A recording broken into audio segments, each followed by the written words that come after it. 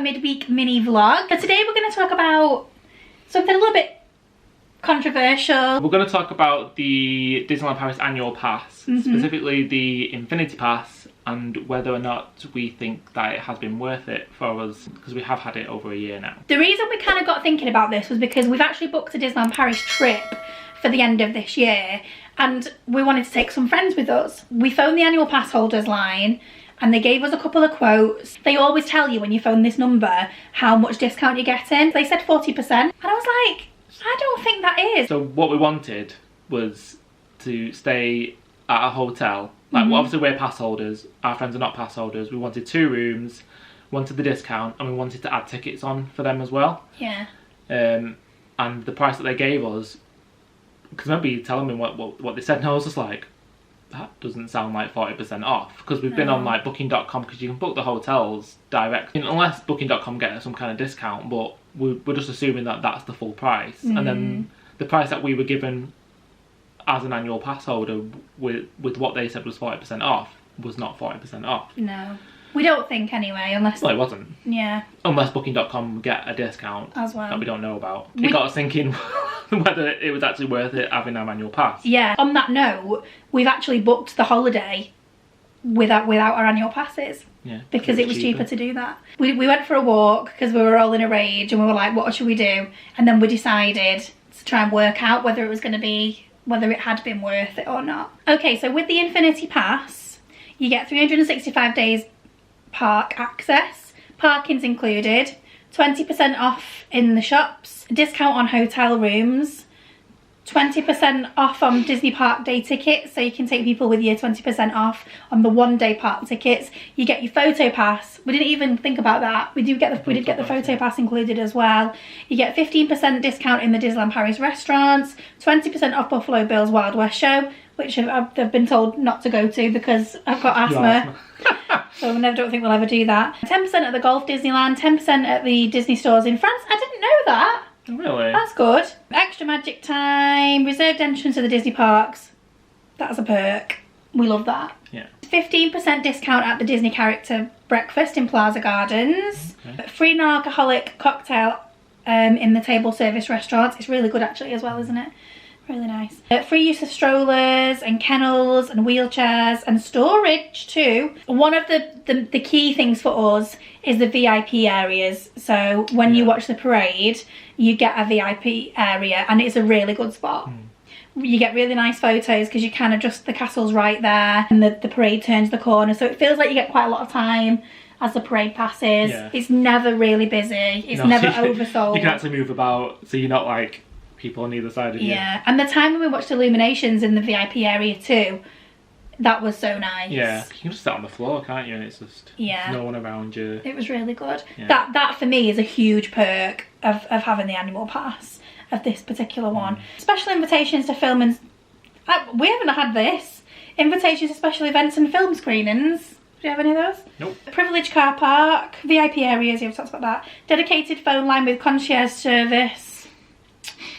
It's just a phone number. Not the best, if I'm honest. Free access to the swimming pools at Sequoia Lodge, Newport Bay and Disney's Davy Crockett Ranch. And access to all annual pass after hours parties, which again, we haven't... I think the last one they did was that Disney Days or whatever it was called. Yeah. But we weren't pass holders then. Fan Days. We weren't pass holders then, but they haven't done one since. And I think probably COVID's got a lot to do with that too. Because we got our annual pass in October. And then in the February, which was literally just before we all went into lockdown, we did Paris over Valentine's Day. Yeah. And then we went into lockdown.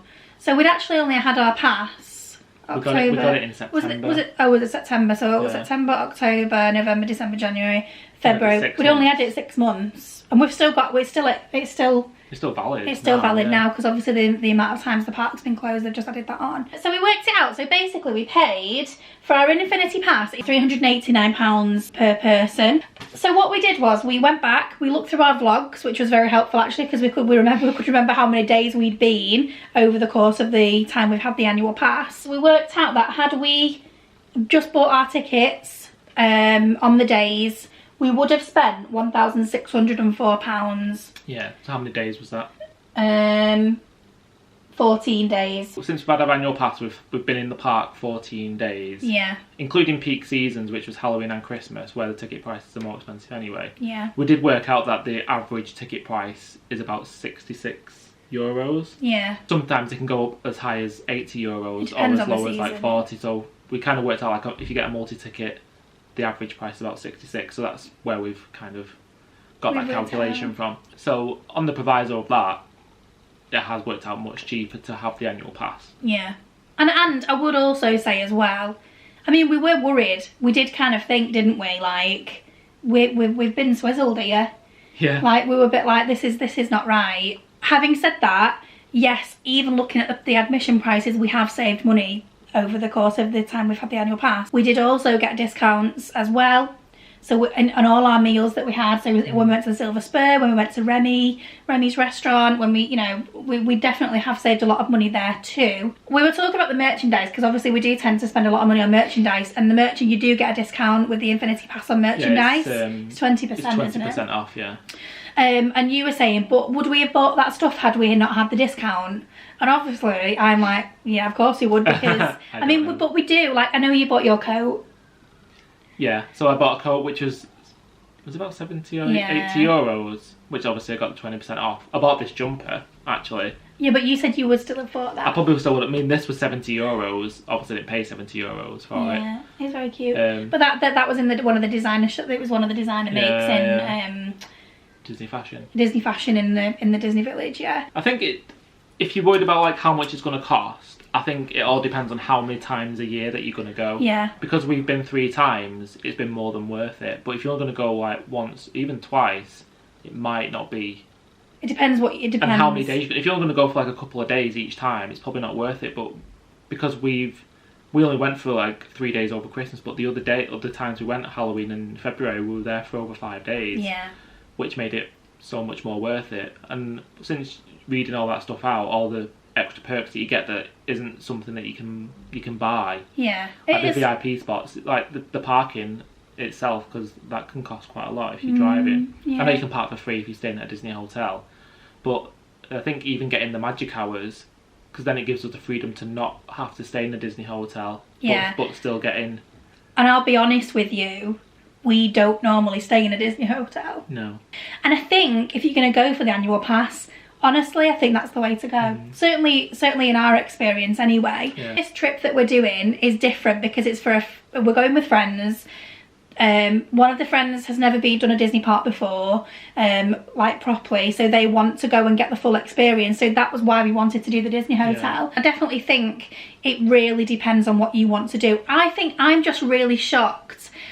I always thought that we would just be always getting a better deal as an annual pass holder, but I don't think that's the case. Yeah. The only thing I'm not happy about when it comes to being an annual pass holder is that I feel like they make it really difficult for you to actually book to be there. Because if you want to book a hotel, you can't just go online with your annual pass and see all like what's available. You can't just book it. You have to phone this number, which does actually cost quite a bit of money because it's an international number. Yeah. A lot of the time they don't really know all the stuff. Yeah, I mean we tend to be quite positive about most things, but I have to admit that I feel like there's been times when I've phoned up and really things they should know they've got no idea. Like and that's a real shame, because I know it sounds awful and I hate to compare it to Walt Disney World because it's completely different, but that wouldn't happen. No, that wouldn't happen. Well, even this trip that we were planning, we wanted to book 2 rooms with our annual pass discount and then add tickets on for them, and then they were like, no, you can't do that. She said, yeah, and I understand. I do get that. I understand why they can't do that.